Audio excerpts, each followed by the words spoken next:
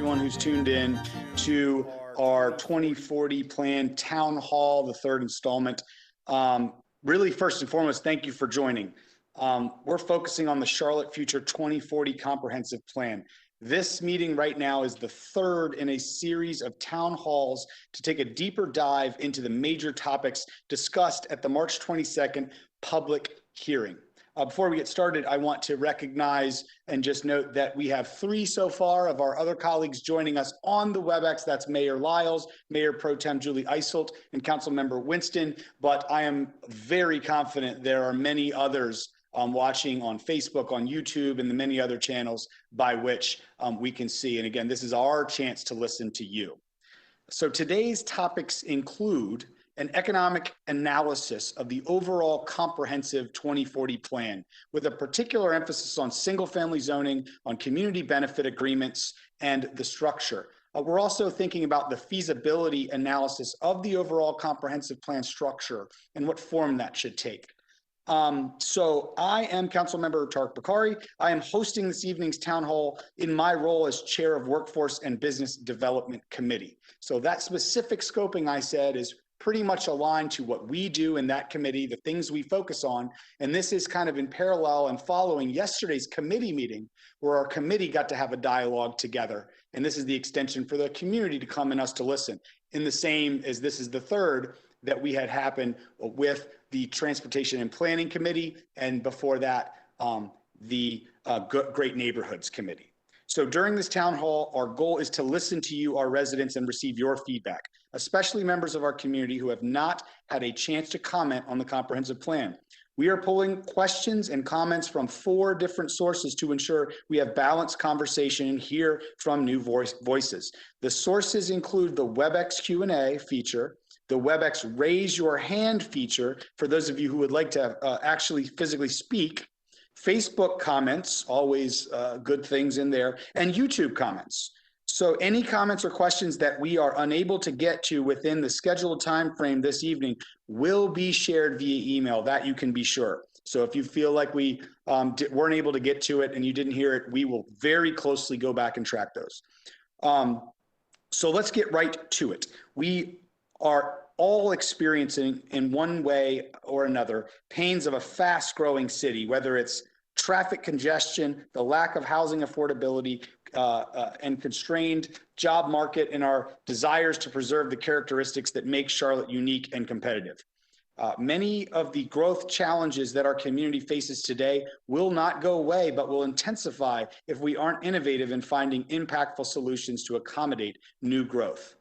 A comprehensive plan is an important and necessary piece for the next stage of Charlotte's growth.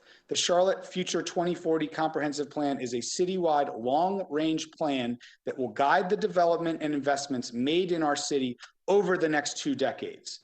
However, there are certain elements of the draft plan document released in October 2020 which has caused some concern in the community. These concerns include single-family zoning, the introduction of participatory development tools like community benefit agreements, impact fees, and mandatory inclusionary zoning. There was also a desire by some in the community to perform an economic impact analysis rather than a fiscal impact analysis, which was conducted during the plan development process. We have since, in yesterday's committee meeting, also had more insights from the development community and other stakeholders as to, are we truly analyzing the impacts to our decisions in these documents to the affordability of housing? So that's another angle of deep consideration. So tonight is really more about having a dialogue around these topics and to hear your ideas as we design a path forward for our city. So before we take questions and comments from our residents, I'd like to have an open discussion as we kick into this by teeing up and framing what we're going to do. We have heard extensively from council members. We have heard extensively from staff. We are just now hearing and checking a very important box, which is the unified voice of the development community and the developers, who are very much important stakeholders in this overall process in what their concerns and thoughts and needs are. So we're going to kick off today's conversation with 2 of those developers that have been part of dozens and dozens of people in a coalition that have been analyzing this plan, providing us feedbacks, and they have been selected by their group to come in and just give some opening framing remarks. We're going to look for about 3 minutes each from them. And those are Rob Nanfelt and John Morris. And then we're going to hear from all of our community members. And then we're going to hear from another 2 of these development community members to close us out with what they heard today, in addition to what our staff will be commenting directly on during. And that's Stuart Prophet and George Malumian. So if we can start with those 2 gentlemen for those opening framing comments, and then we'll go in. And if you hear me chime in and say, your time's almost up for the community listening part, since we have over 100 people signed up, that's going to be right around the minute mark. and I will be a little flexible based on if it sounds like you're wrapping up, but to be respectful that we get everyone's comments in, please do understand that that's not really a nice to have, it's a need to have for us. So with that, staff, if you could start us off with our framing conversation with John Morris and Rob Nanfelt, and then we will go right into the community listening session.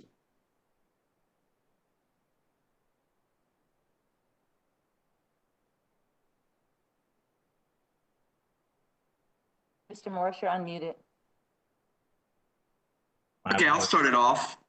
Rob, do you want to start it or should I? Go ahead, John, if you'd like to. Great. Well, first of all, I want to thank the mayor and all council members, Councilmember Bokhari, especially yourself, for leading this effort. And just talking with the last week, Councilmember Winston and Councilmember Eggleston have also had conversations with them. And also Taiwo, Allison Craig, Shannon Fry, Laura Harmon, Alan Goodwin, Mike Davis, just all the staff for their dedication in putting this together. I'm here representing Beacon Partners in the development community. I'm senior partner at Beacon. And really my reason for taking this position is that I started working on this topic back in 2008 and 9 when I was a stakeholder on the post-construction controls ordinance, which really talks about stormwater. After that, I was on the Building Development Commission as chair for 5.5 years. And I've been on the Ordinance Advisory Committee for the Unified Development Ordinance for the last 5 years, as led by Allison and Taiwo. So been knee deep in this, and it is a lot of work. And the comprehensive plan that has been presented has a ton of great qualities. It's a massive document, 320 pages. I actually went through it again this afternoon. The Unified Development Ordinance that's going to follow on is going to be even larger than that. And I'll just go through some key points. First of all, the development community wants, Beacon Partners, myself, the development community wants this plan. We need it. It's going to be sort of the guiding vision behind the ordinance. But it needs to be streamlined, it needs to be consistent, and it needs to provide certainty to the development process. And that's just really difficult in a 320-page document. You look at it, you get through the first 180 pages or so, and then there's an appendix that sort of regurgitates a lot of what's in that first 180 pages. Kudos to the Economic Development Committee for not only looking at a fiscal study, but also doing the economic analysis. This is something that Councilman and then Mayor Fox and I talked about a lot back in 2007, 8, and 9, is you got to do a cost benefit analysis. Not only is it good for the coffers of the city, but what are the costs of all these benefits that we're looking for and how do we prioritize them? We've been through times when Charlotte decided to thumb its nose at state law. That didn't work out real well for Charlotte, the state, or anybody. We need to be very cognizant of that. And on that same streamlined note, leaving the ordinance comments in there for the Unified Development Ordinance that we spent 5 years on, sort of concurrent with this process, I think is really important. For example, I'm an industrial developer. I have talked to everybody from Mike Davis to Taiwo about the fact that my buildings are longer than 1,000 feet. And Mr. Morris, if you could wrap it up for us, please. Thanks. Yep. Well, my next point is brevity. Let's keep the ordinance as short as we can get it. And as important as this is, we've spent 39 months developing it. I think we need to give the commentary process, not only for the developers, but for the neighborhoods, for all the stakeholders, due time as well to look at the next red line that's coming. Thank you. Thank you, Mr. Morris. Those are great comments and very much in line with what we've been hearing in the more detailed work and things that your broader coalition has been sending over. So great summary. And then the other scoping to start us off, Mr. Nanfelt, please. Thank you, Councilman Bokhari. I appreciate the opportunity to speak this evening. I'm Rob Nanfelt with Rebic, which is the Real Estate and Building Industry Coalition. We were established in the 70s and then formalized in the 1980s by a couple of familiar names, Alan Tate and John Crosland. The idea was to have a voice, a unified voice for the real estate industry. I'd like to use my time tonight to clear up a couple of misconceptions that came up earlier this week in committee meetings. First, in the committee meeting on Monday, it was mentioned that the real estate industry hadn't come to the table with comments and we hadn't really been involved in the process. And I can tell you that a number of our members have submitted comments through the course of the last several months, first coming around Thanksgiving, and then additional on March 3rd were directed directly to members of council. So there has been input in that regard. Another 12 pages of comments from the broader coalition were submitted on Tuesday with details, specific details to mention. Then yesterday during the committee meeting, it was the opposite. The comment was that Rebic has been at the table all along and that we've been a very specific part of the process. I will tell you that we have had a number of meetings and we appreciate the time that the planning staff and members of council have devoted to hearing us out. The problem at this point is that after many months, there's been no feedback loop. There's been no response to our concerns. However, if you do go to the website, there are limited responses to the roughly 550 comments that came in, not just from our organization, not just from the broader organization, but members of the public. I did an analysis myself of those comments, and I will tell you that the most popular response was, "Thank you for your suggestion. Proposed revisions will be reviewed by city staff to ensure they are feasible, as well as city council to ensure they meet the intent of the plan." That was mentioned 205 times out of 550 comments. The second most popular response was, "Opposition to the Charlotte Future 2040 draft policies will be shared with City Council. Council members will evaluate the community's feedback and direct staff on how to revise the draft policies."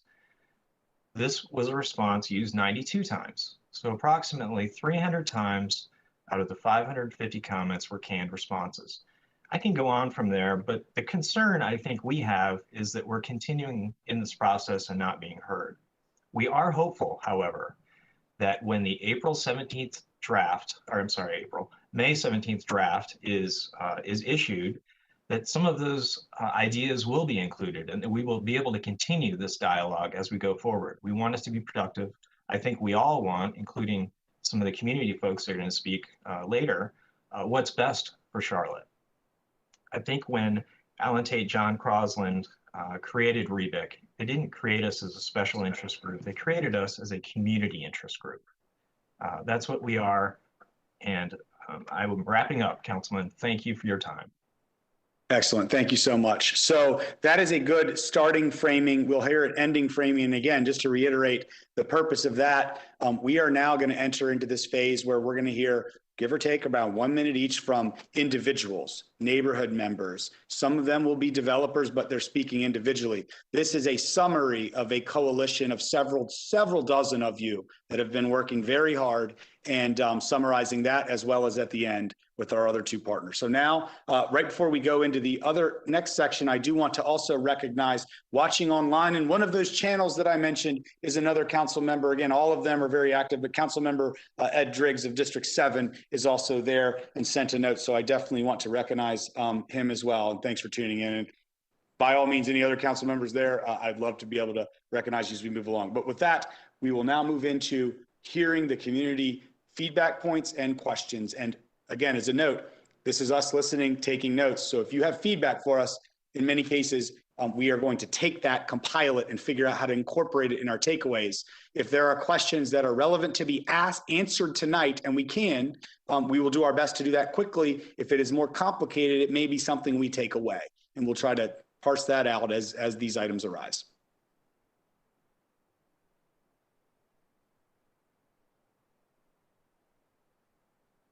I see now how this will work. Our first speaker is going to be Paisley Gordon. Great, thanks, Councilman Bokhari. I appreciate your efforts on this. Would like to point out, I'm a commercial broker here in town, and we're the front lines of where we see businesses moving here, and would like to provide an opportunity for ease of development for new businesses coming in.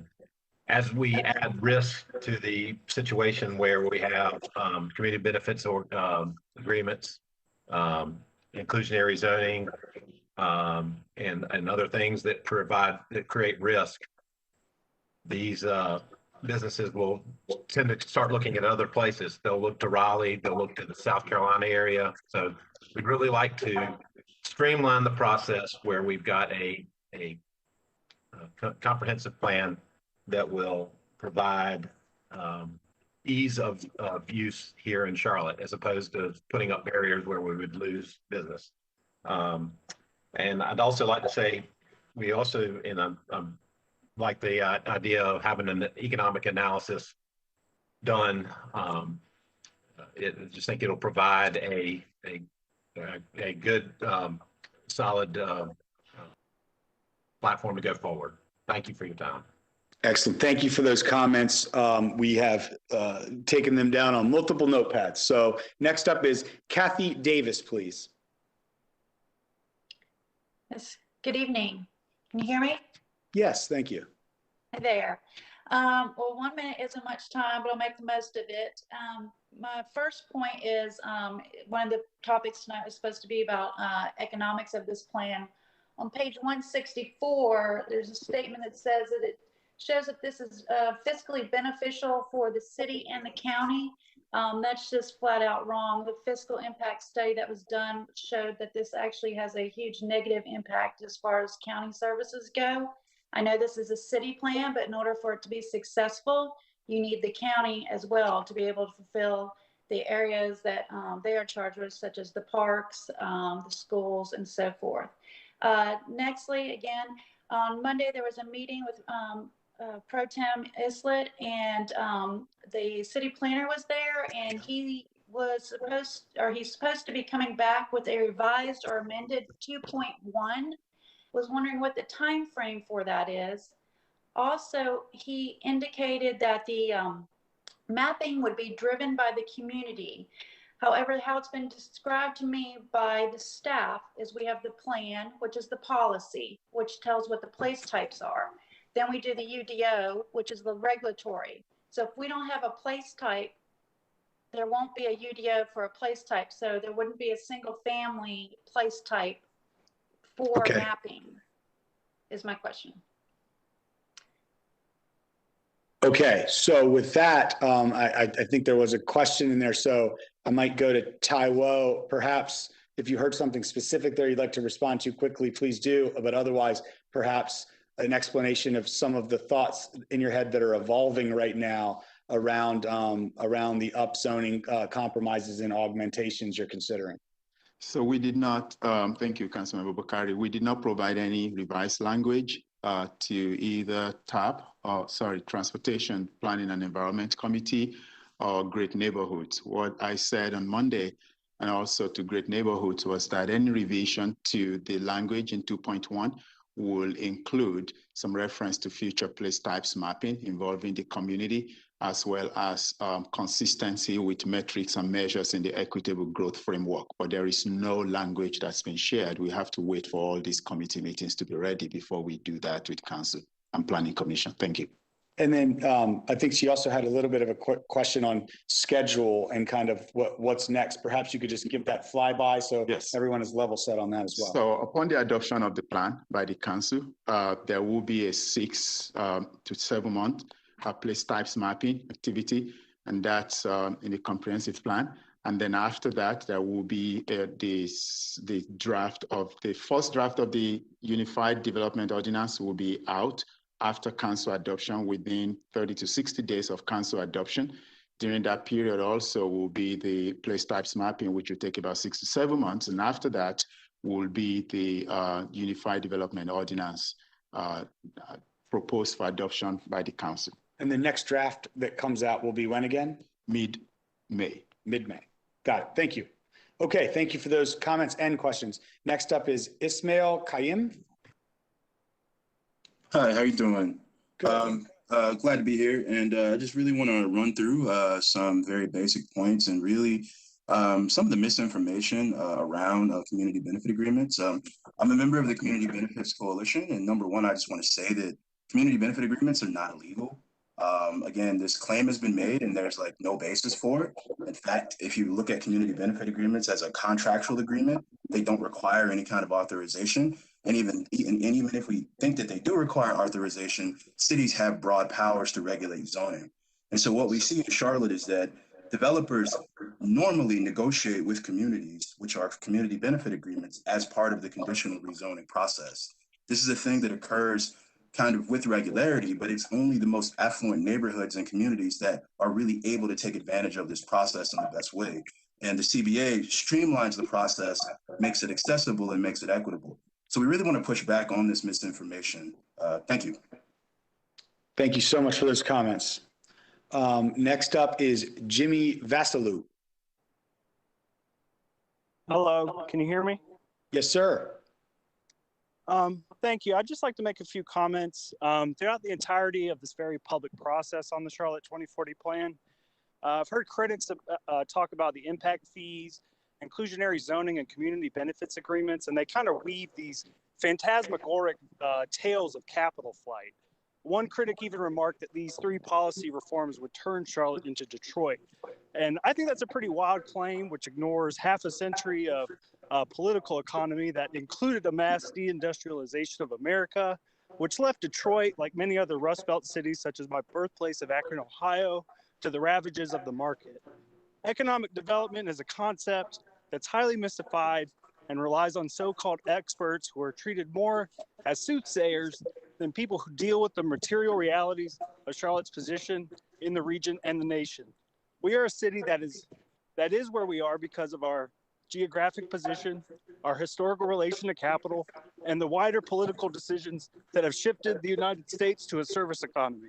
The three policy changes of impact fees, inclusionary zoning, and CBAs, which are in effect in other rapidly growing Sunbelt cities like Atlanta, are not going to restructure our local economy in such a way that rivals the economic crises of the 1970s, and the 1980s. I ask that members of City Council and City staff please take the Charlotte Community Benefit Coalition's demands into consideration. Oh, God, this pollen. Regarding community benefits agreements and anti-displacement. The concern with developers is not over capital flight, but over who has the ability to control access to grocery stores, well-funded schools, and affordable housing. I hope that the city chooses the interests of its historically marginalized citizens rather than the group who has bulldozed, steamrolled, and talked over these communities. Thank you so much. Oh my God, this pollen. Thank you. Your reaction to the pollen, I could not agree with any more humanly possible. It has been murdering me and my vehicles. So thank you for that. Great. I'm going to be a little more flexible with timing, just since as I expected just a lot more people right now to have their hands raised. And that's just a good reminder. Raise your hand, drop in the comments or Q&A, or on social media, drop in the comments there. Staff is monitoring all those fronts and popping them up. We've got a speaker teed up, but first I'm going to go ahead and hit a social media comment or question. I've seen recently several people speaking out against proposed changes to zoning ordinances. Can someone explain the benefits of keeping the zoning? So Tyler, why don't I start with you on that as the expert there, and then we'll see if there are other comments from our group. Thank you very much. The general purpose of zoning is to make sure that we keep people in healthy environment, and that we don't mix housing with harmful industrial uses, and if we have any mix of uses at all, that they are complementary and benefit people. And so that's really why you see council make decisions on industrial uses. You see them make decisions on housing uses, and even within housing, within zoning, even if it's residential zoning, you still have multiple uses within that particular area. But it's really especially to make sure that people are protected from harmful situations in the environment. That's all. Yeah. And I'll just add on to that it's a good point, because I think a lot of people are paying attention in ways they haven't before. And we've been on this for years saying it's hard to pay attention to zoning. It's not the the sexiest topic that's out there. But now that more people are becoming aware, I think there is some basic questions that maybe we jumped over, which what is zoning and why is it for? And there are all kinds of different examples. There are communities in this country that don't have zoning. There are others that are very restrictive. So there are all kinds of different flavors. But the punchline is, there's a logical reasoning by which, if you think about the banks, right, in the banking environment, there have to be regulations of sorts to ensure certain outcomes don't occur. And there's a strong case for zoning, but then there are many different perspectives as it relates to what is the right level, what are the right approaches, and what are the right tools. And I think that's the crux of the debate we as a community are having right now. So that was a great question. So now we're going to have another speaker. As again, I encourage you all to raise your hand or drop your comments in whatever medium you're looking at. Unless, of course, that's the television. I don't think you can do that there. And we're going to go to Pete Frendano. Hi, Councilman Bokhari. Can you hear me? Yes, sir.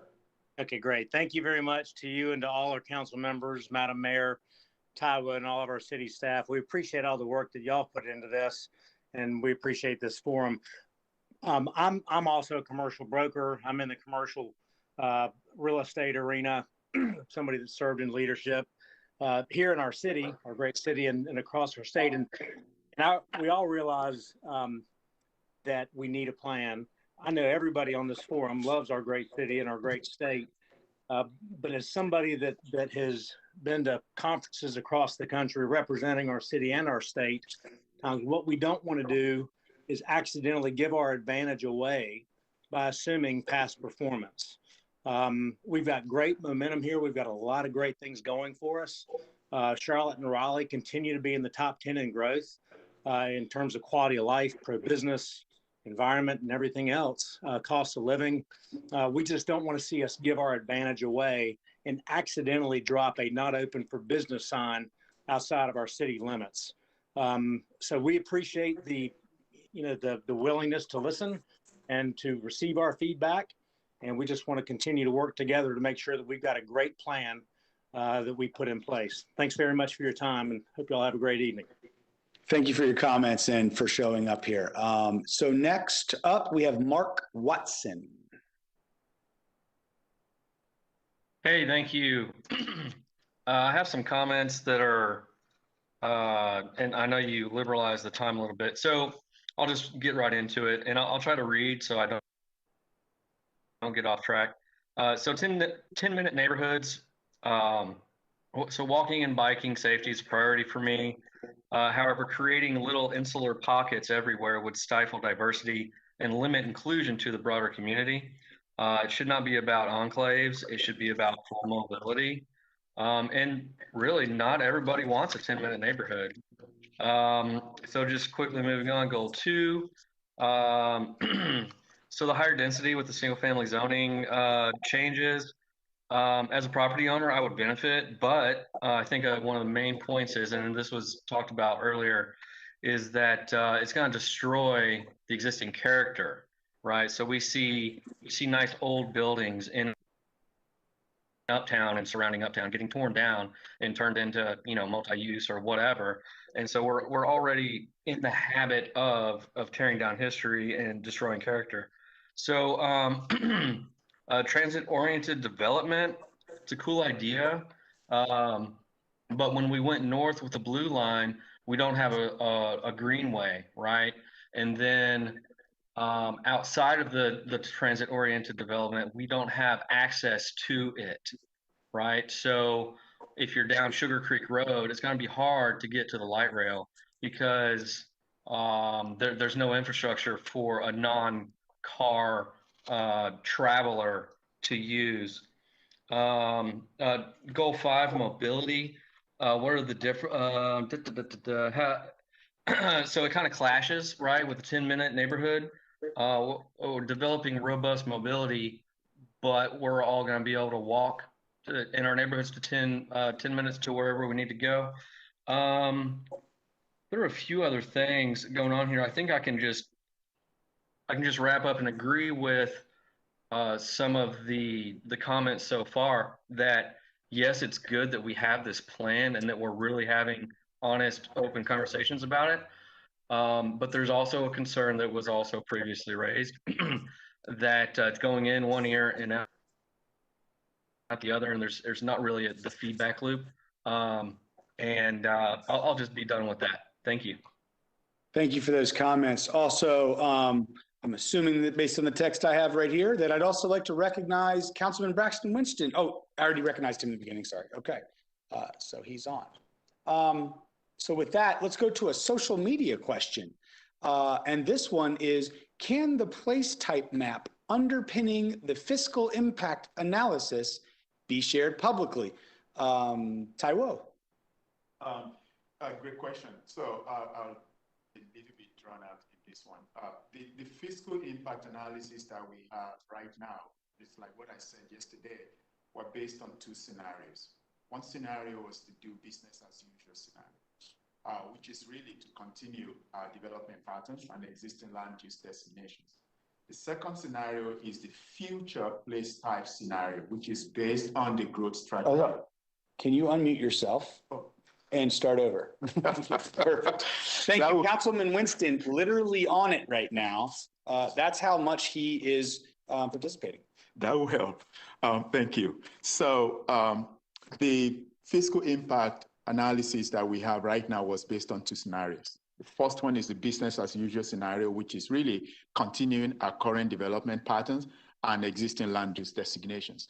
And the second scenario was the future place type scenario, which of course is based on the growth strategy that we've laid out in the plan. So the next 6 to 7 months, like I said earlier, upon adoption of the plan, there will be another fiscal impact analysis that will be done during the place types mapping. And you can see that in the current plan, I believe page 185 going forward, you can actually see that in the place types manual there. So that information is currently public, what provided the basis for what we have today. And then going forward, that information will also be public with regards to how that fiscal impact analysis will be done during place types mapping. Thank you. And Taiwo, could you follow up on one more question that was, I think, an important detail and realization for some of us in yesterday's committee meeting on, of all those analysis and what you just overviewed and what's coming when, at what point will we, or can we, if it's not fully kind of baked into the planning model as it exists today on impact analysis, can we really figure out a comprehensive quantitative view of the impacts to affordability of housing that some of our decisions may or may not make? So the fiscal impact analysis that we're going to do during the place types mapping will definitely do that because, again, it's waiting on what council adopts. What council adopts is going to impact that place types mapping, which obviously will impact the market readiness analysis that is done during that phase. And then, like we said yesterday, an economic impact analysis will be done in association with the UDO. That's kind of always been the plan, but maybe we did not explain it that very well. And then just as one final follow-up on that. So if we put, let's say, for example, single-family zoning as a concept of the past into the comprehensive plan, then we moved forward and did the impact analysis on the affordability of housing and found that we didn't like what we saw, we didn't put it in the UDO, would we have the ability to then go back and edit it out of the comp plan? The comprehensive plan, always said, it's a living document and will be subject to update every 5 years. But every year, staff will come back to council to kind of give them an update on that plan in terms of how we're tracking. So yes, we can have addendums, we can have supplemental documents to be attached to the comprehensive plan. So once it's adopted, it's not set in stone. We can always still come back and make changes. Very helpful. And I think we are all every day learning a little bit more about a very complicated but important part of every city in this great nation. So with that, we're going to go to the speakers live with the question. Ricky Hall. Ricky Hall.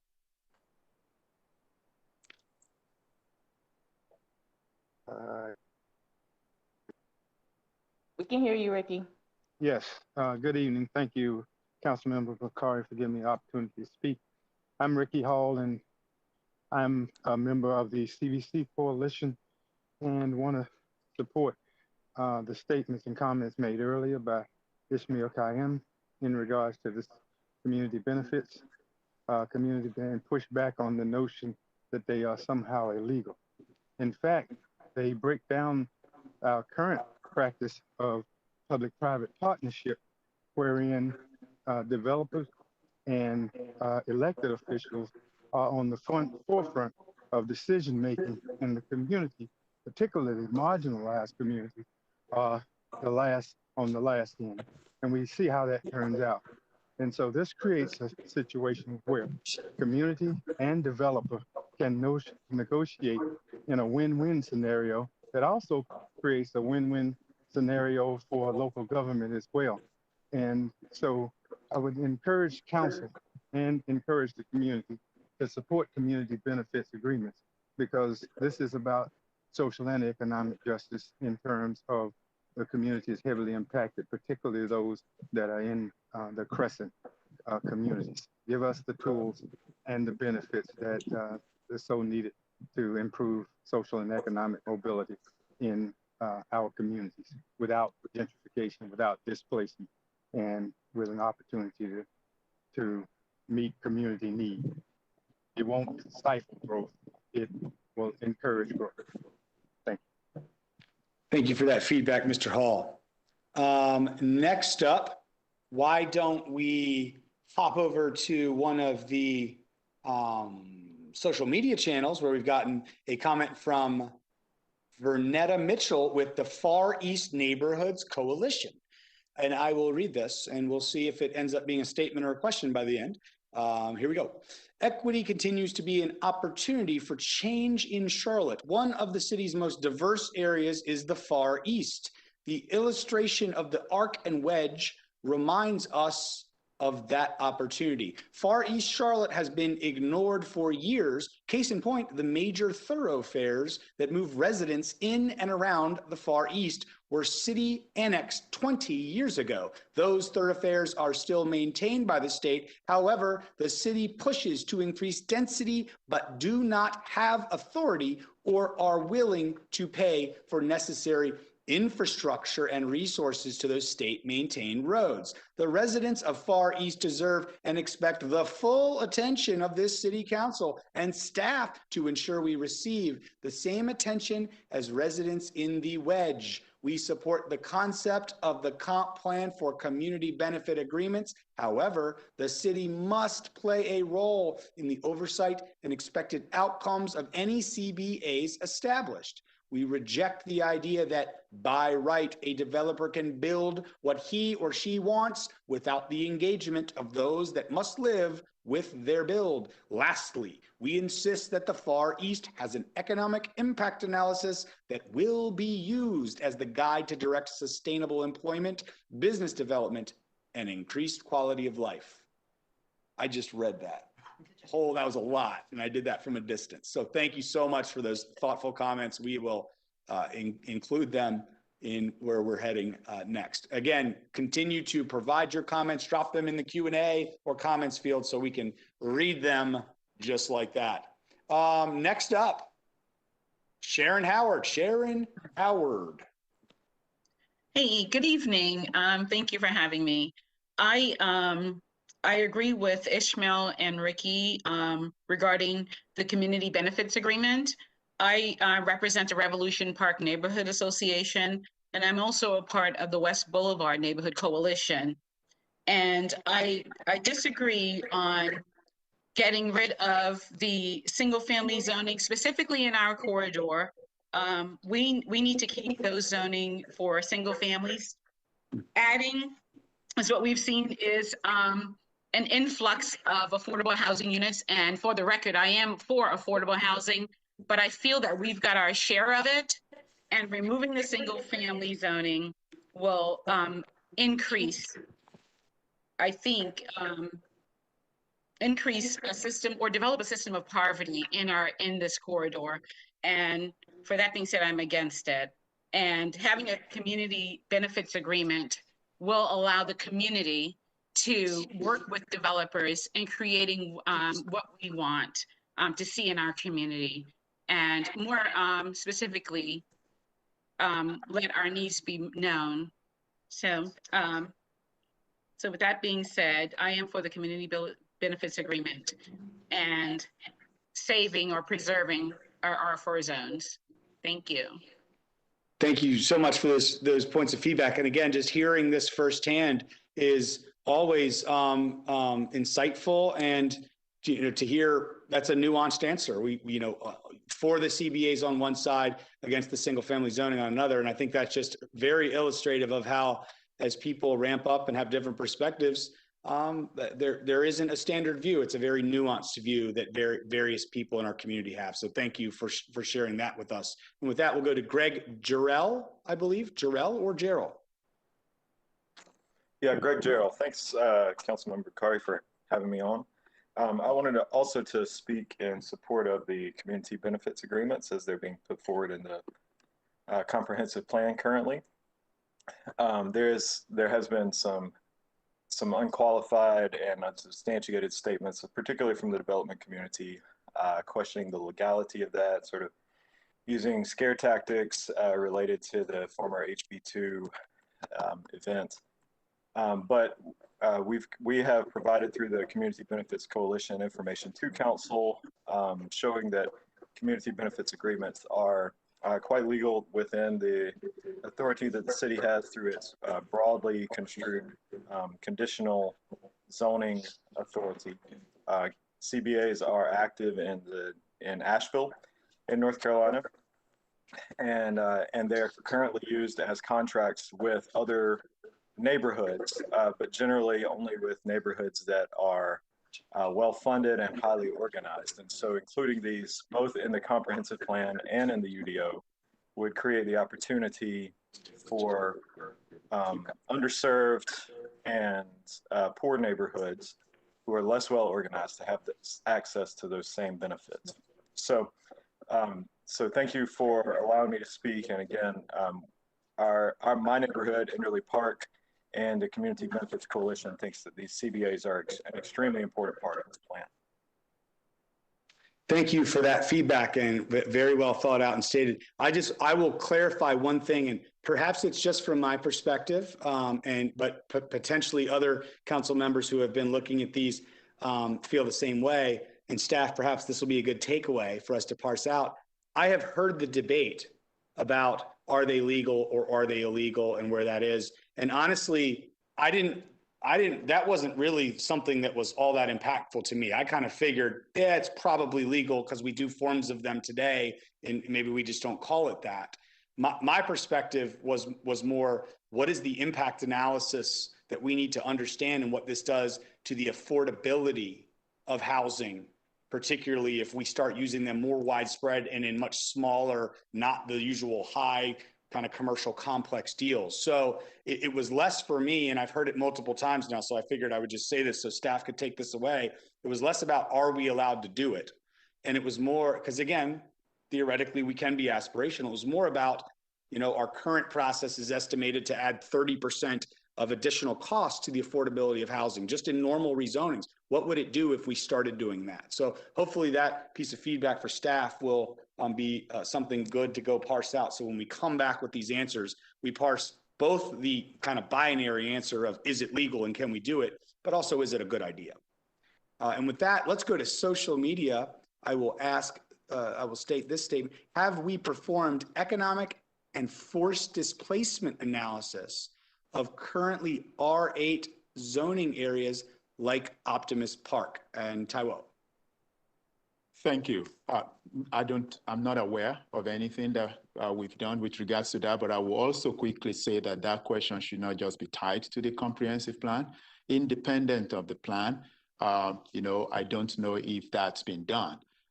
With regards to the comprehensive plan itself, like I said earlier on, the fiscal impact analysis focused on growth patterns, and that will continue through the place types mapping process. And then when we get into the UDO, we will have some market readiness study that will be done. And at that point in time, for those who may not understand, what R8 means, that's a residential district where Plex units are actually allowed today. When I say Plex, it means duplexes, triplexes, quadplexes, and that's what the question is referring to.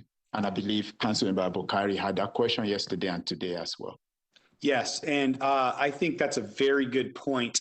And one, it has a couple nuances to it. One, it shows the intersection between several of our committee's topics. So Councilmember Graham and the Great Neighborhoods Committee is really focused around displacement, understanding it, and putting in the controls and the mechanisms by which we ensure that displacement or gentrification is minimized at all costs. But then also on our side is the economic impact analysis, I think, to your very point of understanding it, quantifying it, knowing what nuances are to this approach or that approach that it will do. And I'll just kind of make a point that reinforces what Taiwo just said. And I hear this mostly from Councilmember Winston, from folks like Sam Spencer and Ray McKinnon, which is you're talking about the plan and the gentrification there and the displacement that's already occurring, which I think is a very fair point. And it isn't just to the plan that we need this analysis and we need to do more of this understanding and modeling. It's just in general, whether it's today, the plan itself, or post-plan and what we put in place with the UDO. So that is a very, very good point that I think we need to take away as staff. With that, let's go over to Speaker Bailey Griswold. Hi, so I just wanted to ask a question, Councilmember Bokhari. Do you know, when I say 55 acres, do you know what I'm referring to in terms of the city and land use? If this is a trick question, I think you've got me, so go ahead. No, I don't know, maybe.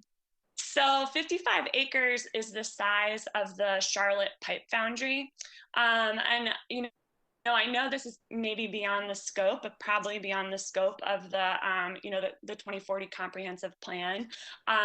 You know, but I don't necessarily know if you could call a plan comprehensive if it's not taking into account 55 acres that sit just about right up against Uptown. And, you know, the current kind of, because, you know, the Charlotte Pipe Foundry is moving, they want to sell that property.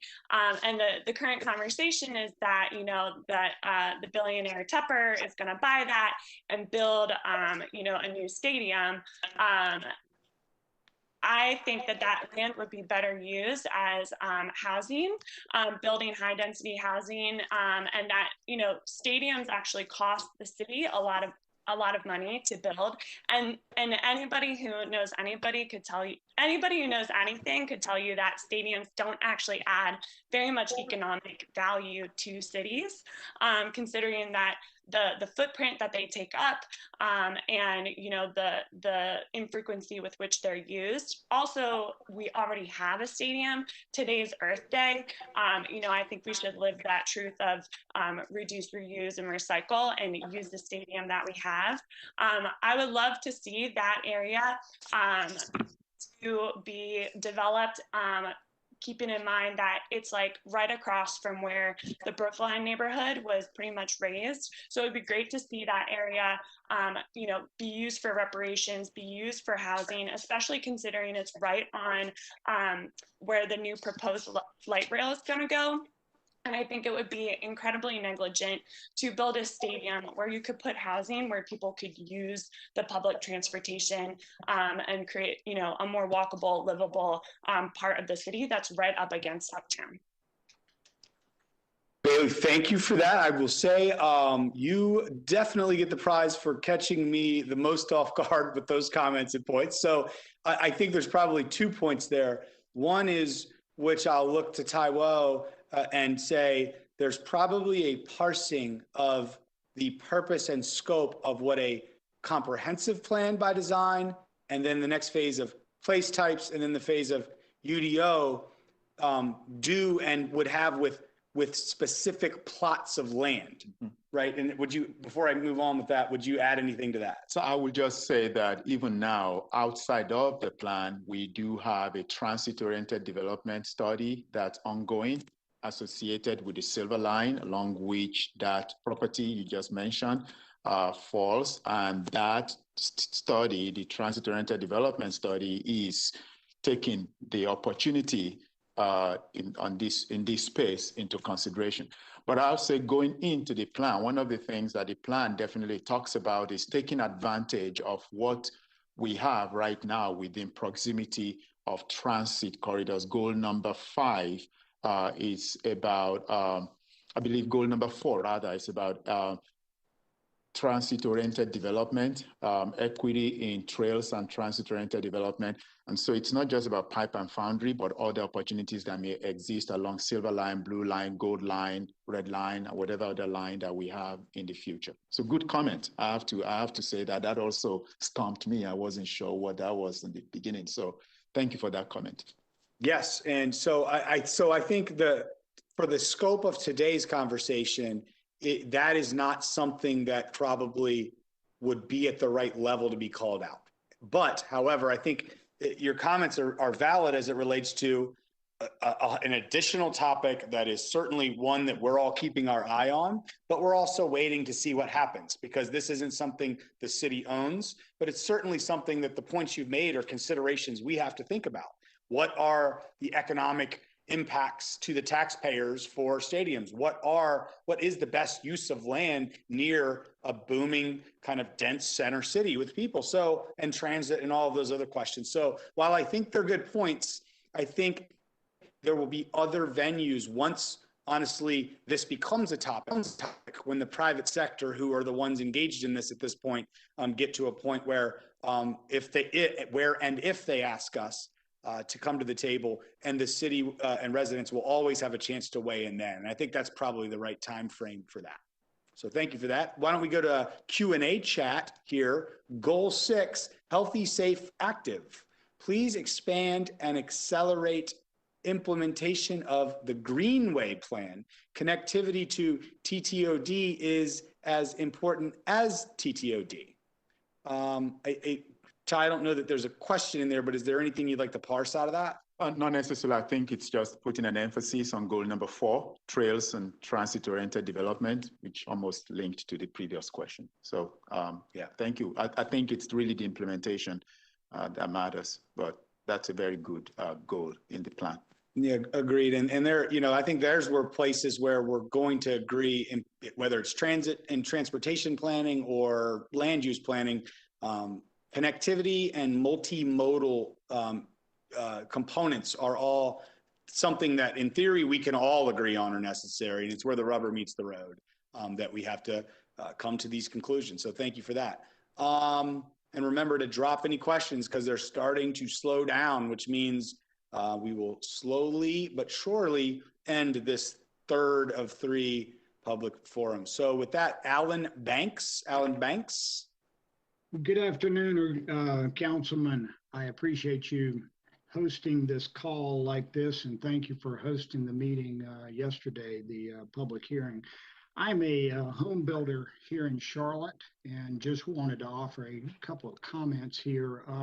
Thank you, and about your comments about the legality or not of CBAs. What I'm going to challenge us with, though, is I think we would all agree CBAs add to the cost of development.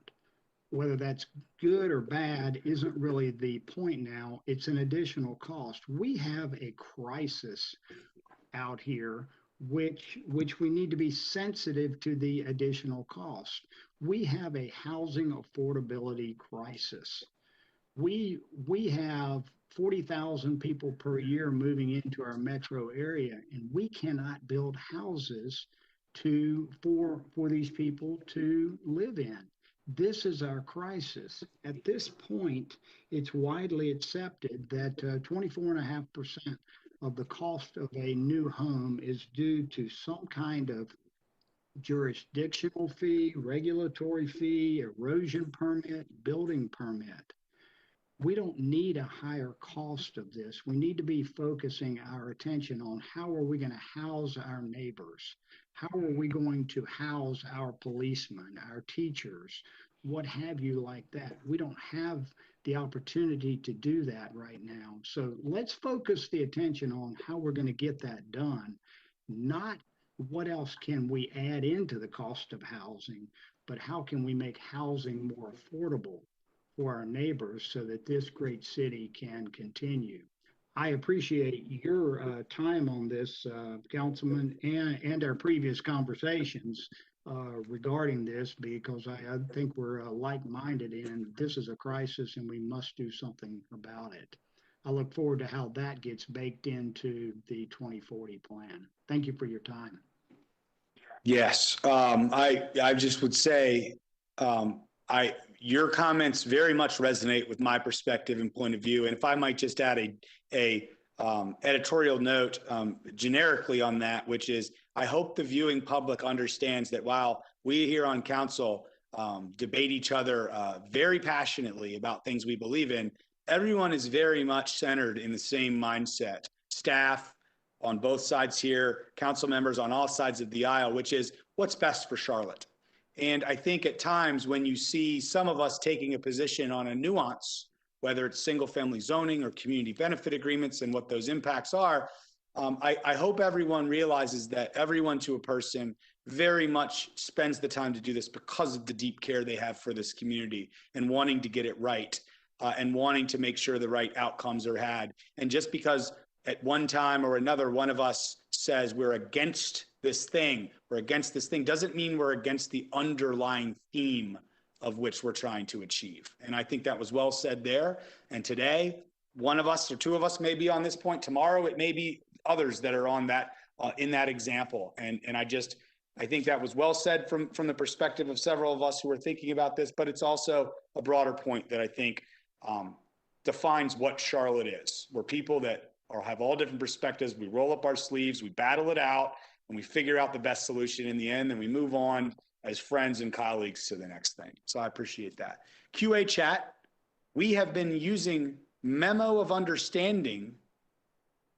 Should that read memo of understanding? Okay, memo of understanding to negotiate with developers for some time, and it has not been very effective as it is not legal. Developers say they will do something and then don't, and we don't have funds to sue. Not sure how your agreements will be implemented. Interesting. Taiwo, do you have a take on that? Just make a note of it. Yeah, okay. Got it. I think my only comment on that one would be, and I'll just make a comment on how we negotiate in rezonings today. The conditional nature of rezonings, even when we do them as the best we possibly can, when a developer comes in and wants greater height or greater density, the question is, okay, what are you, and greater than they are allowed by the area plan, which in many cases may be 20 or 30 years old, or GDP, which is a complicated black box that churns things out. We many times will take the approach of, okay, if that's what you want, community, what concessions would you like? And we negotiate back and forth to say, well, a fence here, or a nice new traffic calming measure, or a light, or whatever it might be. And that's how we try to negotiate, all before a public hearing, from a public hearing to a vote in that month before. And while that works at times, and we come to conclusions where everyone's asking for the same thing, this goes back, Taiwo, to several years ago, I think, when you brought, I can't remember who it was, Silver from Raleigh or whoever it was down. And the one thing I took away was everyone needs to start migrating from a deal-making city to a planning city. And I think a lot of the fundamental debates we're having right now are, well, what is a planning city? And I think that's the crux of what we're trying to figure out. Is there a way to insert a form of community benefit agreement, whether it's the way it's defined now and the way it's done, a new way? I've had ideas, as we've talked about, of community benefit playbooks, things that are defined.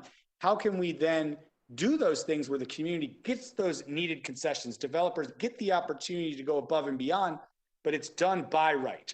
It's done concisely, and it's done in a way where they have anticipatable clarity ahead of time, so that those outcomes happen while we don't increase the cost, the timeline, all those things. So with that, I think that was just an interesting point. Ariana Bailey, do you have a comment for us? Yes, yes, I do. Thank you. I live in District 2, and I'm also co-chair of the Economic and Workforce Development for the NAACP. So I wanted to just give some perspective on the need for the CBAs so that the community that is disparaged can have a voice, because a lot of times these decisions are made and it continues to have a negative impact on those particular parts of the Charlotte community. I know there's been a lot of feedback from the investors, and it's not all about who's bringing in the money. It's about the folks here that still have needs that have been unmet for years. And that's why we have the corridors of opportunities. And I think that the city needs to make good on their promise to those areas, especially when bringing in corporations and jobs. A lot of the focus has been on STEM and tech jobs and making things all, cool for the youth to move in and have breweries near South End. What about the people that don't even make minimum wage and having housing that they can afford? What about bringing companies to the corridors where those people can have good paying jobs where they can afford to take care of their families? Those are the types of things that CBAs allows people in our communities that wouldn't normally have a voice, for the investors to have enough respect for those people to come into those communities and hear them so that they can provide the type of resources that community needs. And City of Charlotte needs to make good on their promises to these people. Thank you. Thank you for your comments, Ms. Bailey. How about we go to social? This plan is a one-size-fits-all. To get rid of exclusionary zoning for all neighborhoods removes the preservation of a community's investment, perhaps for generations. Homeownership is a foundational method of building wealth. Isn't that what we are trying to encourage people to do to create wealth? Yet we are now taking away certain protections that maintain a homeowner's investment. This is overreach. What problem would this actually fix? Could someone address this? So there is a question there at the end. Is that one step that you would like to take away or comment on now? Thank you, sir. I can address that. First of all, I'd like to once again clear the assumption or clarify that we are not eliminating single-family housing. Yes, what this plan proposes is that where we have single-family zoning right now, which is roughly about 80%, that number could be higher or less, of our land area exclusively, the limits our ability to provide attached single-family homes like townhomes or even duplexes and triplexes. This does not eliminate single-family housing. Yes, I do agree with you that this is, a major investment that we make in our lives. Most of us on this call, that's probably the major investment we've made, and we respect that. You can still build single-family homes. That right is not going to be taken away. And if it's in a deed-protected homeowners association, the policy will not override that. So I just want to clarify that it's not taking away the ability to build single-family homes. Rather, it allows the ability to have diversity of housing in different neighborhoods in Charlotte. So for those, and let me just clarify, for those that believe what is being proposed here is abolishing single-family homes, let me just clarify, that is not it. As Taiwo has just said, that is not the case. Single-family homes will continue to exist. I didn't really necessarily get the feeling that that was the majority of misunderstanding that people had. But again, I think this is a good point. If this is what we're hearing from the community, many people may only get a couple tidbits of things. So let's be very clear. This is not abolishing single-family homes. However, in the policy by extension, what we are debating right now is, do we get rid of single-family zoning? Now, that is very much up for debate right now. So if you are worried that single-family homes will all go away after this, that is not the case at all. Rest assured, you do not need to be worried about that. But if single family zoning and what they do in neighborhoods, as well as what the implications could be if anyone by right could build duplex, triplex, or in some cases quadplex anywhere in the city, and what that could do to affordability. Yes, that is the debate. So I just want to be real clear what the debate is. And with that, why don't we go over to Steve Horvath on the caller line? Can you hear me? Yes, sir. Thanks for having me. And I know reasonable minds can debate about a city that has too much single-family zoning. But as an opponent of the blanket change to single-family zoning, while hoping to offer alternatives, I was wondering if planning staff had taken inventory of the following. A, all the remaining city 2 acres or larger raw land parcels, parcel sizes, tax values, and existing zoning types for each. And I realize there isn't much raw undeveloped land left in the city limits. And B, much of the developed but underutilized 2 acre or larger parcels and their zoning types, but initially only for single family zone parcels. So examples would include obsolete B or C grade office, industrial, hospitality. It sounds difficult to inventory, but the tax records would help you if you could filter by the lowest tax values per acre for only the improved parcels over 2 acres, and maybe take the bottom 20% value per acre. With this data, couldn't the city, after study, reasonably upzone many of them to both these categories to varying levels of multifamily density? And importantly, the upzone only applies if it meets strict affordability metrics. Okay, some parcels could even have very high density allowance. Naturally, you got to consider adjacent owners and things like buffers while keeping mandatory that it qualifies for affordable housing. But couldn't this at least be part of the affordability solution? Because my biggest concern is the triplex zoning, or really low density multifamily zoning, which is what it really would be, blanket wide, hasn't really analyzed closely on today's replacement costs, how expensive it will be to net 2 additional units when you destroy 1 perfectly good unit, particularly at today's replacement costs. I know that was a lot, but I wanted to get it in. That is, I mean, listen, I'm not a planner, but I did stay at a Holiday Inn last week. And that's the kind of innovative idea that logically makes a lot of sense. Taiwo, has that analysis occurred? And even if it hasn't, because it's very specific, is that something that a planner, as you are, could see there could be some opportunity or potential in that?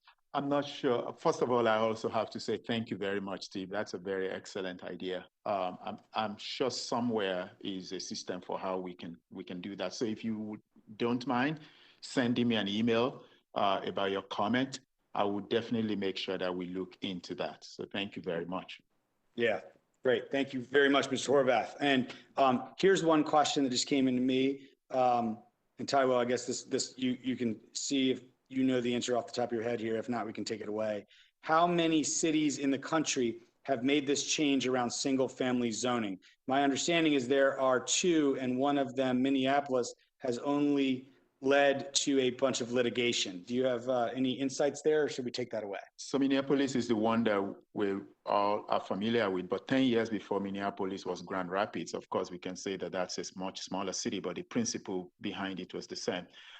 In recent times, we know that Sacramento did that, and also Berkeley, where the whole thing started, actually also did that via council resolutions.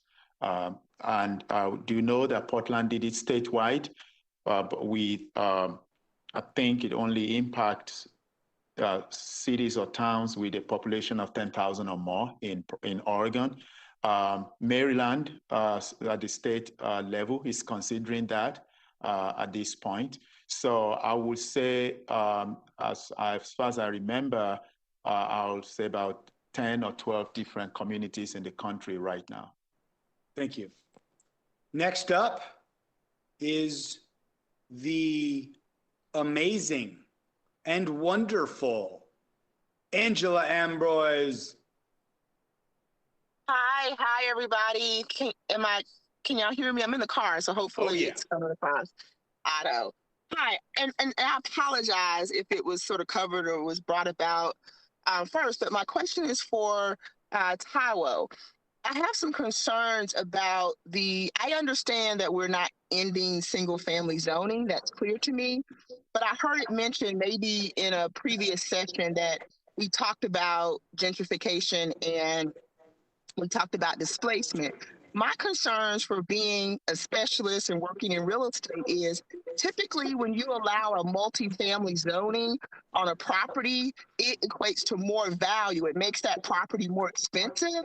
And you typically would not see that being sort of put out here in the marketplace for affordable housing. And so I'm questioning, or I'm curious to know, how are we equating the multifamily connection to creating more affordability?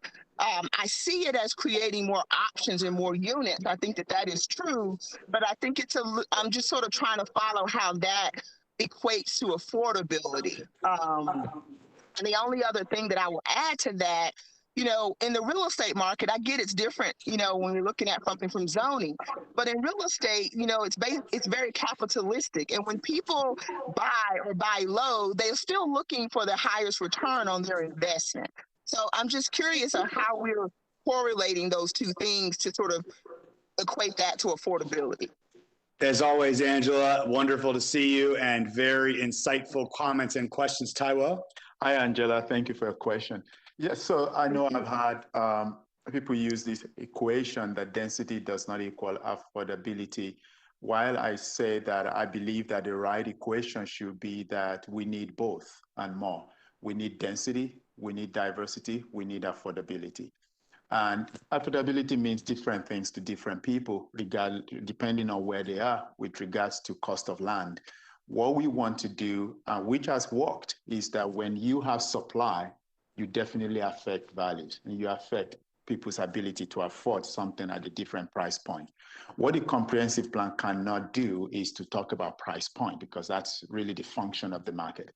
What the comprehensive plan, however, can do is to provide opportunity to build these things, the allowance to build it, and then let the market determine where it works and what works. But I would say that we need all three. We need density, we need diversity, and we need affordability. And how we can achieve all three of them really is where we want to play with the real estate industry. But if we have right now, the policy that we have in place does not even allow us to be able to have increased supply of these types of products.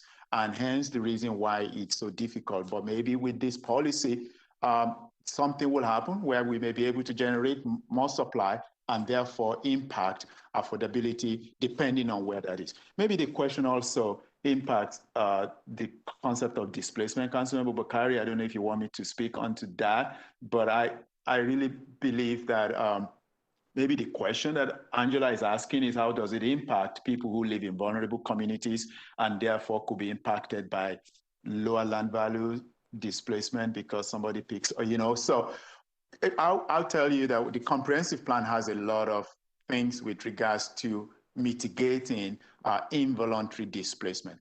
But I will also be the first person to tell you that we need to tighten the language in the comprehensive plan to make sure that if this policy goes forward, our residents and neighbors who live in vulnerable communities are not involuntarily displaced as a result of the policy, which is another unintended consequence here. So we're working through that. We've proposed a few ideas in the new draft, including one that the Great Neighborhoods Committee discussed, which is the formation of Anti-Displacement Commission. It's been done in Austin, it's been done in Denver, it's been done in other communities, and it's been effective. And that might be able to help protect residents who live in the most fragile or sensitive or vulnerable communities. Yeah, and I'll add, I think this is the crux of where we are at in this debate. To Taiwo's point, there is no debate amongst any of us that this growing city, where our housing reserves, stocks are, all of the things based on where we are, is not a dangerous situation of which density is critically important. full stop there. You're not going to find any disagreement amongst council on that. When you think of those three concepts, I think we all agree that removing single family zoning will create, just by definition, diversity of housing. That it will just happen. You will see duplexes and triplexes and quadplexes where you didn't before. It will create greater diversity. The question is out, will it create the density we're looking for? Logically, you could say, okay, sure. I've been getting some results back from other planners around who have said there are studies that show it may increase number of total housing units in city over time. But in the short term, you know, is that a material amount with the amount we're looking for? And one thing that is most certain is there is no city, this is a rather new phenomenon, that we have data points to say, what is affordability going to do? So we have to study it, analyze it, forecast it, predict it, but we don't know. So that's, I think if I was to summarize, Angela, what everything you've heard from Taiwo is indeed correct. However, the debate we're having right now is, can we go ahead and say, well, we know we need 2 of 3 things. We think one of them will work, one of them might, and we have no idea about the third. Do we just start and go ahead and move forward with the density needs we have by baking that in? And on one side, there are some people that say, yes, we need to do that. And on the other side, there are people saying, I don't know that we can do that until we understand the impacts and how we are controlling the affordability of housing and what we're doing and how that achieves it.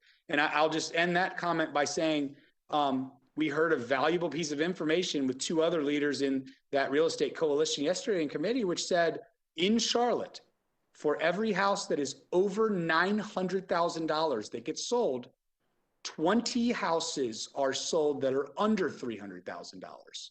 So what does that tell us? Well, it certainly doesn't tell us the answer, but it tells us the demand for relatively cheap housing. If you know the house in Charlotte that's under $300,000, you know that is about the bottom of the market and where we are. There's 20 times more demand for that than there are for houses that are the $1 million houses. So where is that going to occur? You have to ask yourself, where are there 300 and 1,000 and below houses? Well, it's not in South Charlotte. It's in East Charlotte, in West Charlotte, and parts of North Charlotte. Those very areas where we're concerned about the affordability, and we put $50 million on the bond ballot. So that, I don't mean to try to, we're here to listen to you, but it's also important to relay based on the questions we hear, what is the specific debate we're actually having? And I think, Taiwo, wouldn't we be in agreement, while we may disagree on which angle it is, that is the debate we're at, right?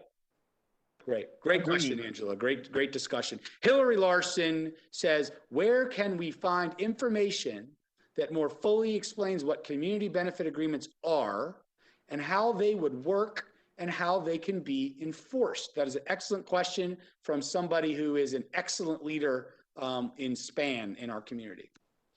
Hey, hi, Hillary. Yes, so first of all, you'll find references to it in the comprehensive plan, but let's stay away from the comprehensive plan. Let's look at maybe a community that has done this, that it may really teach us some things. If you check Stand Up Nashville, there's also Stand Up Atlanta, but Stand Up Nashville has used the community benefit agreement successfully. The most recent example is when they were awarded the last MLS team. They actually worked together with the team to do something that was really substantial for the city of Nashville. That's one. We do have a couple developers in our city who have done something similar as well. But I will tell you that if you were to Google Stand Up Nashville, you will find a lot of examples on their website. And then, you know, if you want us to have a one-on-one conversation, please, by all means, Hillary, let's talk. Do you mind if we have a couple follow-ups on that, just for an honest clarity? All right, so today, correct me if I'm wrong, the version that Councilmember Winston has brought up and that how we might know what the closest thing to a community benefit agreement that we use would be much larger deals, like somebody wants to go to South End and build 4 more stories or 20% more dense than they're allowed to by right or by area plan allowed.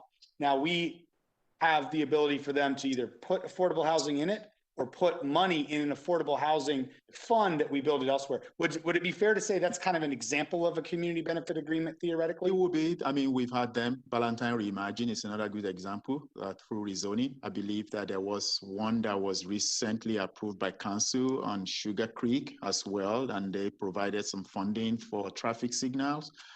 There was one this last rezoning on Monday as well on the west side, where they committed certain acreage to affordable home ownership. So yes, we do have examples. So there's just at different scales, of examples. So is it fair to say that there's a spectrum of these things that we do today where much of it is very much transactional? It's very much like, you want this, all right, let's find the thing. It's almost like a conditional rezoning for a complex deal when you're negotiating like the concessions that they're going to give to get the extra things they want. Very much so. You nailed it on the head. Perfect. It's very transactional. So there's a spectrum and it's very transactional, but we've started to find some ways where maybe while it's still transactional, and I use that affordable housing fund example, maybe we're getting to a point where it's a little more defined, and then it's like, well, here are the relative rules, but it's still not a by right thing, but it's maybe we have a couple examples here and there that are that. Is that fair? We do, yes, we do. And part of the challenge also is that if your organization is well organized, you are likely going to know what you want, and that helps the transaction. If you are not organized and you don't know what you want, it's likely not going to. So I wasn't going to even get into that, but we should take that away as a very valid point, which is a concern I have that I don't fully understand enough to say that I know it's a concern, but it does concern me is it the more sophisticated, affluent neighborhoods that are ones that get to participate in this versus not? And I think we heard comments from one of our people earlier saying, make sure the city stays involved, because maybe for that very reason, but it also becomes a budgetary reason. Are we creating a whole army of people to do that? But it's a good point. That wasn't where I wanted to go though. But where I wanted, and I'll finish this quickly, is so if we take that understanding of what a community benefit agreement is today, and then we take it to the next level, which is tomorrow in the comp plan, what you guys are proposing is, and I think it's around 13 different places in the comp plan that says we want to do this or that or this through community benefit agreements. So it doesn't fully define what it is, but it says, let's use that thing to get these things the community needs, right? So if that's the premise, essentially what that means is we're going to bring it down to a much lower level in the community involvement and regular use for a defined set of things. So I think the two questions that would help a lot of the community, and me for that matter, to be totally honest, understand is clearly that could raise costs. Clearly that could do all kinds of things, but like, is that done in a way that it's by right, where now it's all set up and everyone does it? Or is it done where the community, whether they're affluent or the staff that's there, almost is doing the deal-making things we're concerned about?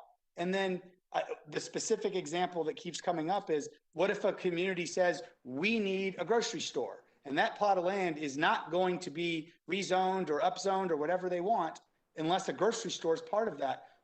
We've heard, and I've had direct interactions with the grocery stores, of which their models are pretty clear in dictating where they're going to go or not. So is it just take things out of play? Or so I think that's the part there I'm not even clear, and maybe that's a takeaway. I'm definitely not trying to put you on the spot, but I'm trying to parse out like where the rubber meets the road, where we're still having these debates. I don't know if you have any feedback now on that, but yeah, I think you brought up a lot of nuances there, and that's why I'm happy that one of the things that's come out of this is the Community Benefit Coalition. How that eventually shapes out, I don't know, but I believe that in the comprehensive plan, we mentioned things like childcare or even grocery stores. Those are just examples. They may not be feasible in certain areas. We have to acknowledge that. And that's why it's very important that it's not a one-sided thing. It also has to involve developers who do these things at the table, so that right from the beginning, everybody wants predictability. And if we're not careful, it can really dilute that predictability. So developers want predictability. Neighbors also should have predictable, outcome. So I think that you brought up a lot of good points, Councilmember Bokhari, about this. And the comprehensive plan is essentially laying out a foundation for beyond the rezoning process. When a developer is doing something by right, how can the community be involved in the development process to be able to meet certain expectations? During the place types mapping, I'll go back to that again. the expectation is that we will sit down together and communities can actually identify areas of needs and developers will be at the table. There will be conversations. And I believe that that will help us to really get into the nitty-gritty details of how this thing will work. So that all seems like a fair statement that lines up, which is we understand them in concept. We want to use them in a new way. And we're just aspirationally stating that now. Yes. I guess the crux of maybe, if I'm just being blunt and where I'm uneasy is, wouldn't it be better in a comp plan today to raise that up a notch and say, instead of saying tactical tools like we're going to use a community benefit agreement approach, when self-proclaimed, we don't know exactly how that works yet. We don't know if we don't strike the right balance and design it, it doesn't become more deal making and less process and we go the opposite direction we want. Wouldn't it make more sense for us to bring it up a notch and make it about the higher level outcomes we want? Grocery stores, or rather than grocery stores, food, access to food and food deserts and things like that through all tools that are at our disposal. And then when we figure that out, whether it's in the UDO or whether we figure it out later and bring it back and update the comp plan like we talked about earlier, wouldn't it be better for us to genericize it now rather than to put the tools in until we figure it out? Well, it is in the plan as a potential funding tool to fund infrastructure and other things like that. But staff cannot require it, right? Legally, we're not able to. So it still has to be a contractual thing. And that's really where we're leaving it in the comprehensive plan. However, one thing we will do with the plan is that, and I believe this was your suggestion and Mayor Pro Tem's as well, is to start the plan with a preamble, a few pages that really identifies some of these aspirational tools, and we keep them at that high level until we get into that place where we can begin to actually define how those could work for us go into the future. No, I appreciate you having that back and forth dialogue there, because I think this is what it's about. It's about talking it out in real time so that we find common understanding and agreement on what we know and what we don't know. So thank you for that. Let's go to Ron Koppelman. We delayed long enough to get another question queued up. Can you guys hear me okay? Yes, sir. Thank you. So my comment is around what the next version of the 2040 plan should include, and it really should include a draft UDO as well as the proposed mapping of all place types prior to adoption. It's really difficult for us to know what to approve when we don't know where these place types are planned. And it gives us an unpredictability about what development will actually occur. Also, from what I've read, the neighborhood 1 place type sets aside 10% of the land use for non-residential development. When the need for housing is so acute, why are we setting aside 10% of the neighborhood 1 place type for non-residential development? What's going to be going on here? Is that going to be reserved for commercial development? These are just a few of the questions that the 2040 plan should answer, not create. Also, we've seen how little green space is left on gentrified city lots when they're using all of the possible green space, especially as demand for space inside the home increases for home offices, for working from home, schooling from home. The neighborhood 1 place type is going to exacerbate this now by allowing duplexes, triplexes, and quadplexes on lots that already lack sufficient green space. It seems really unreasonable to put 4 families on the same piece of land that's used by 1 family today.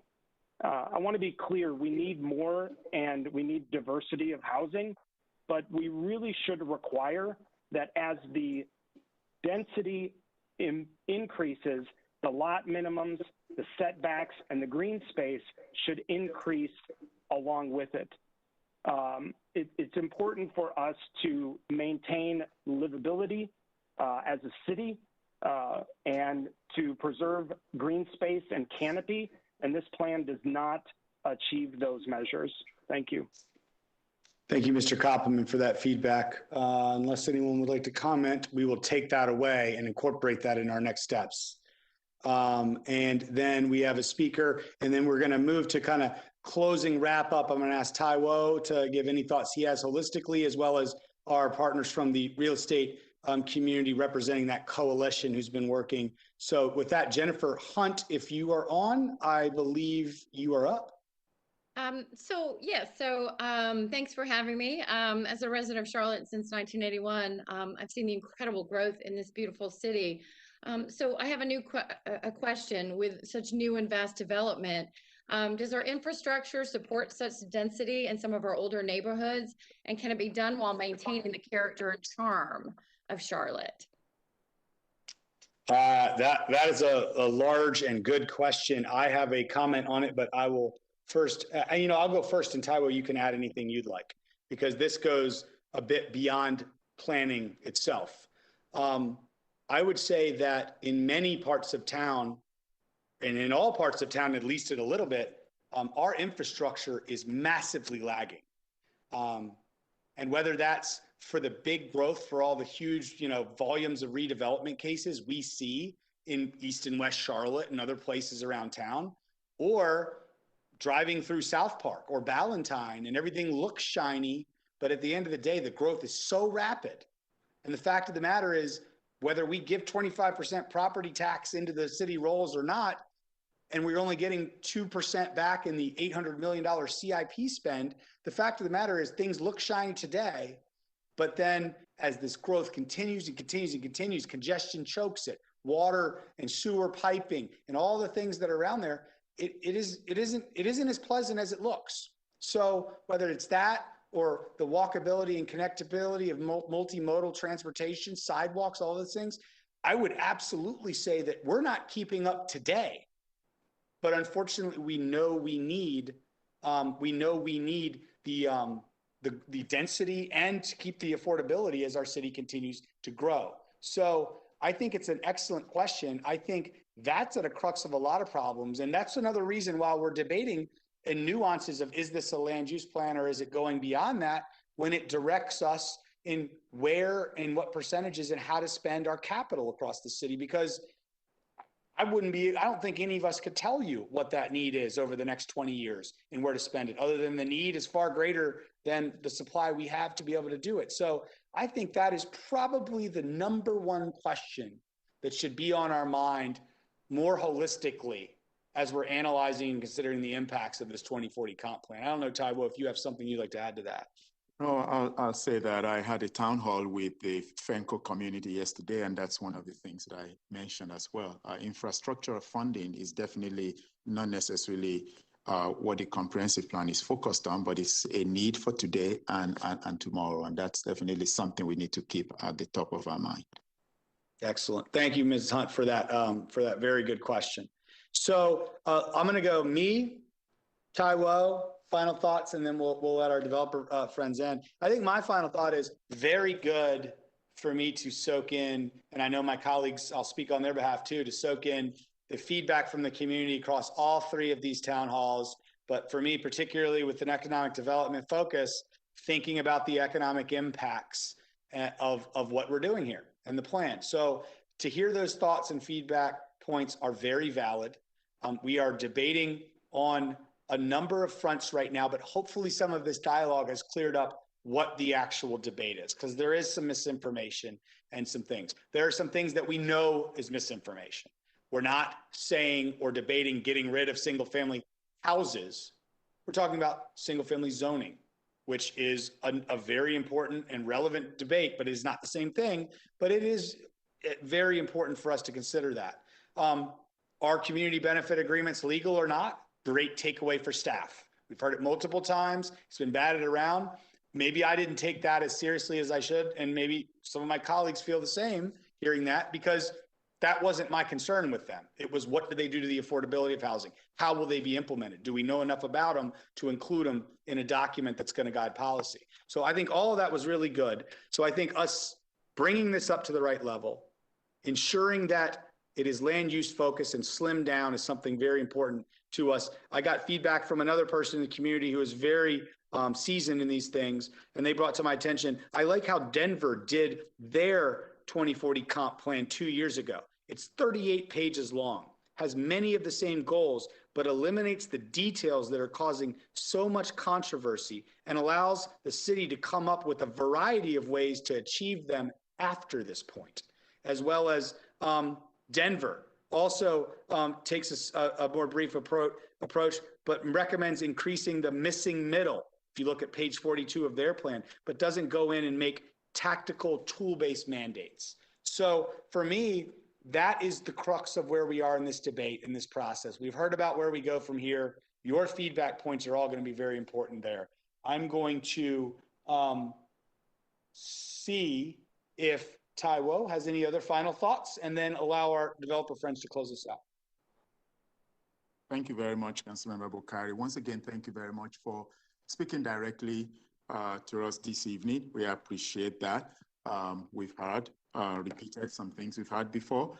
I've had a couple new ideas, which I will appreciate if you will email directly to me, taiwo@charlottenc.gov. We'll appreciate that. There's another town hall that's going to be on May 4, being hosted by Councilmember Newton, and I believe that we will be sharing information about that in time.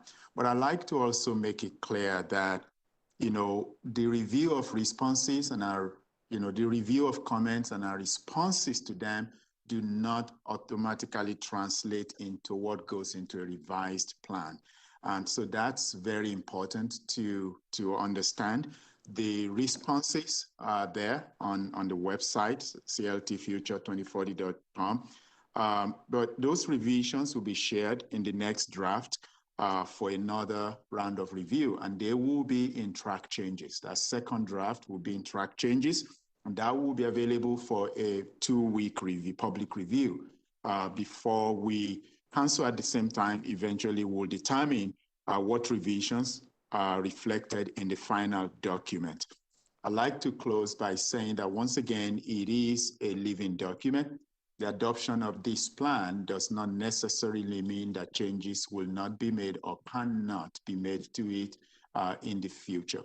We have points of changes, potential, 1-year review with Council, and a 5-year regular update.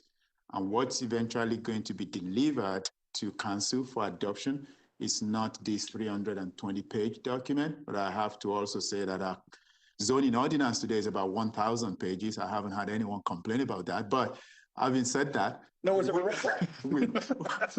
we will make sure that what is eventually reviewed by and adopted by Council will not be this document. It will be a streamlined version of that.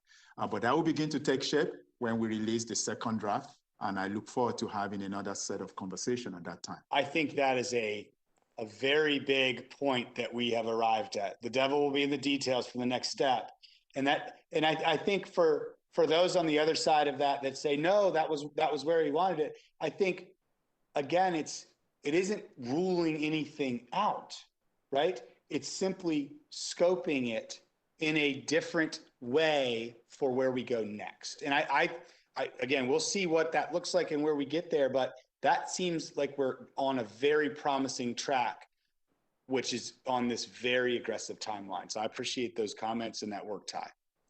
So with that, we're going to close out with our development community members who we opened up with a couple. We're going to close with Stuart Prophet, Peter Pappas, George Malumian. And gentlemen, I will allow you to, hopefully you've predetermined the order of the comments. If you can keep it relatively succinct, we'd appreciate it. But again, having you tee up all the work you've done in the beginning, and now having you look back on what the community is saying and being able to check that box for us that we have had a formal kind of developer community coalition bring forth their feedback points. So now we can move forward with just the second step, which is how are we going to respond to your feedback?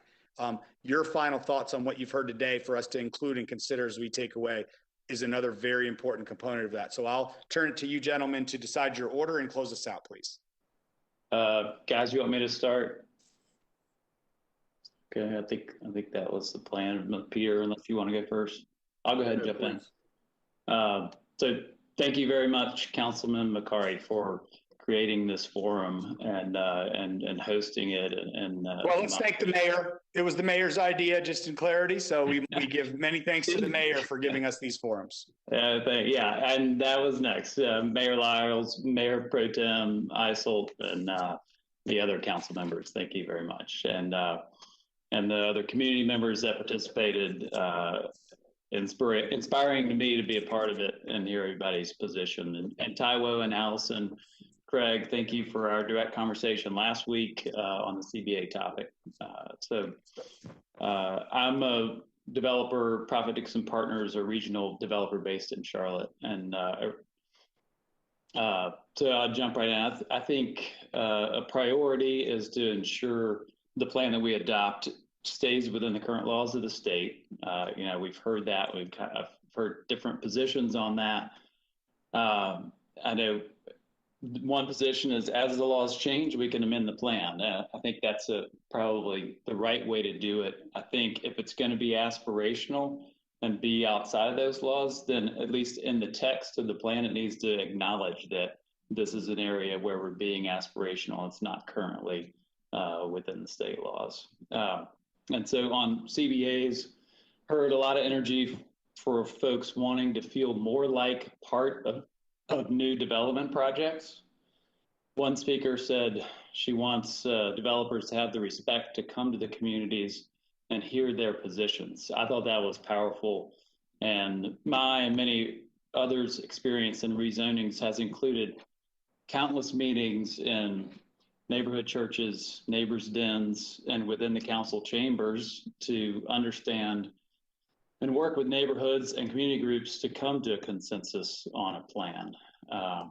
But we're still hearing folks wanting to have more of a say in what happens in their community and improve equity. And I'll say, I don't think the development community's goals are antithetical to those goals. I think we strongly support the goal of maintaining or enhancing predictability. We've heard that a lot tonight, and I think that's got to be a principal goal in where we go from here. We also want to see improvement of equity and maintaining affordability. The very important factors for small businesses and large businesses looking to grow in Charlotte. I believe CBAs will negatively impact the predictability, negatively impact affordability, and we really need to better understand how they would impact equity. A way for communities to refresh their say in what happens in their community's development could be done within the hard work of an update to small area plans, which I think maybe sounds a little trite because it isn't a new tool, but it is a powerful and time-tested path. And it is a planning city solution. But if CBAs remain, or if small area plans are updated, Councilman Bokhari, we think the playbook approach seems to be a great way to address the predictability issue.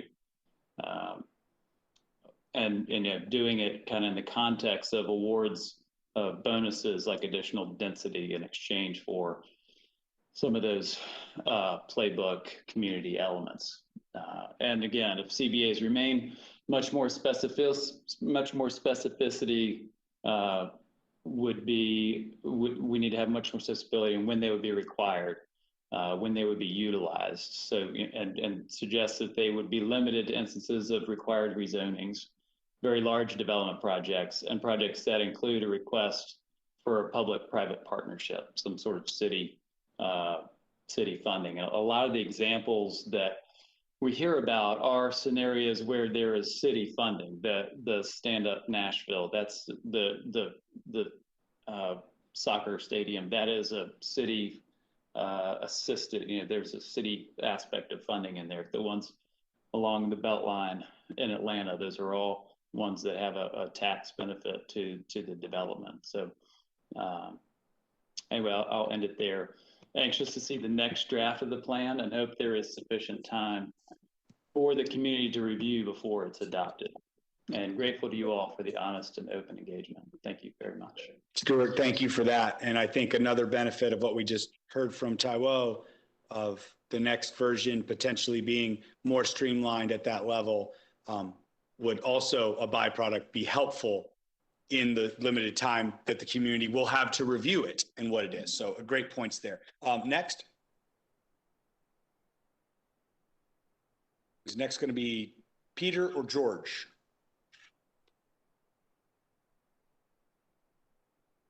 Councilman Bokhari, glad to jump in if that's okay. Yes, sir. Thank you. Thank you. And Mayor Lyles, thank you, and the members of City Council that joined this town hall tonight. And again, I'd echo Stuart's comments, sincere thanks to the staff for the enormous amount of work that they put into this document. Tremendous effort. What struck me as very interesting this evening is the rationale that some speakers have shared about CBAs and how they will help the areas of our community that are most in need of assistance and are underserved and not as well organized.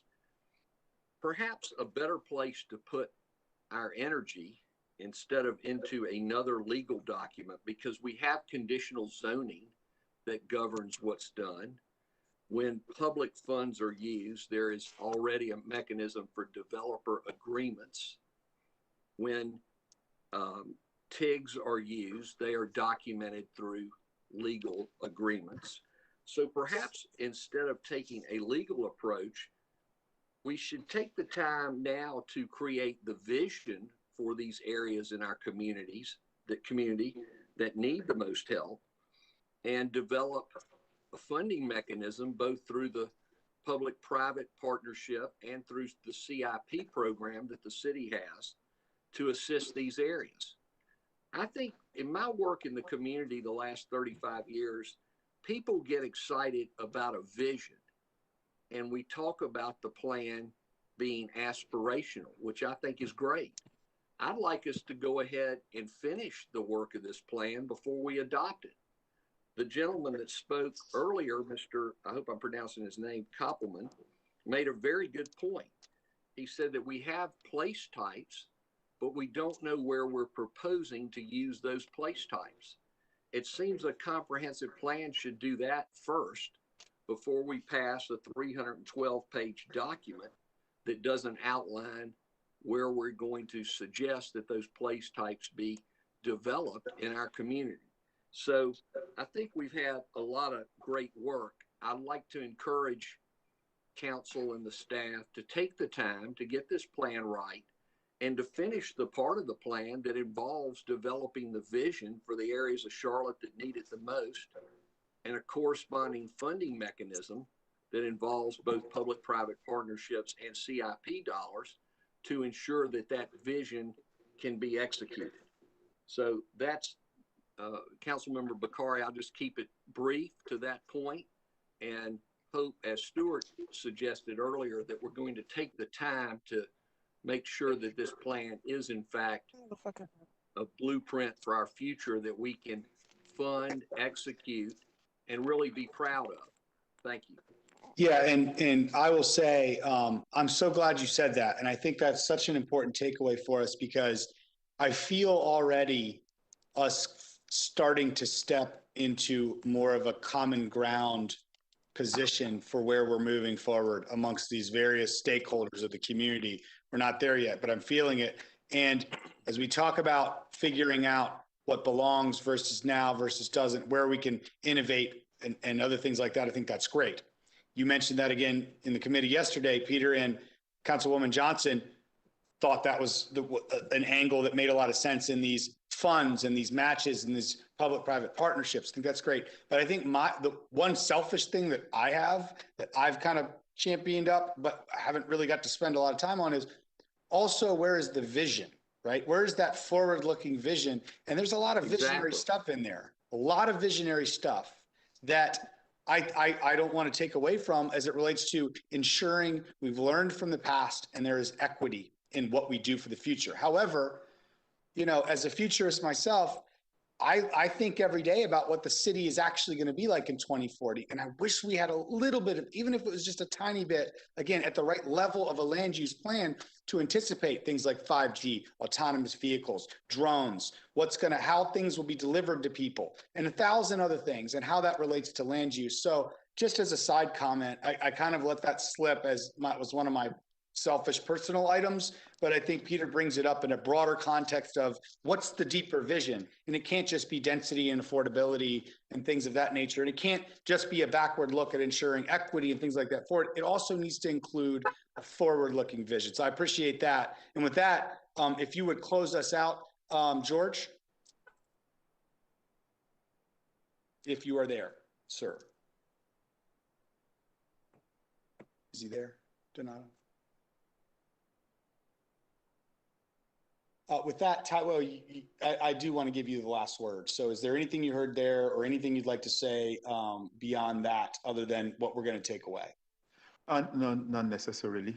I appreciate everything that we've heard tonight, and we will definitely be reviewing that. Thank you. Well, I guess Angela is going to have the last word after all. Angela, we appreciate you and love you. And with that, ladies and gentlemen, we've done it. The end. Third of 3 community town halls commissioned by your mayor, Vi Lyles, executed by us, city council members and staff, and driven content-wise by you, the community. So with that, I will now go to bed. I encourage you all to do the same. Good night, Charlotte.